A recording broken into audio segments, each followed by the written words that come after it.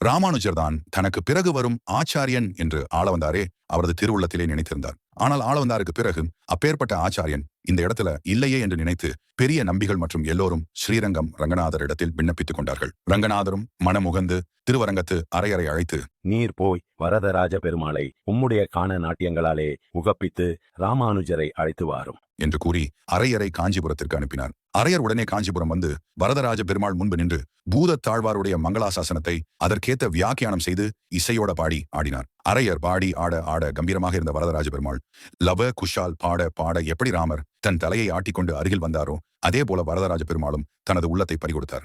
சம்மானமாக என்ன வேண்டும்? பெருமாள் அரையரிடம் கேட்க சற்றும் தயக்கமில்லாமல் அரையர், எனக்கு சம்மானமாக ராமானுஜர் தான் வேண்டும். அவரை ஸ்ரீரங்கத்திற்கு அழைத்துச் செல்கிறேன். உயிரை கேட்டால் கூட தரலாம். ஆனா ராமானுஜரை எப்படி தருவது என்று புத்திர வாத்சல்யத்தினால் பெருமாள், வேறு ஏதாவது கேள். வைகுண்டத்தையே கொடுத்தாலும் வேண்டாம், எனக்கு ராமானுஜர் தான் வேண்டும்.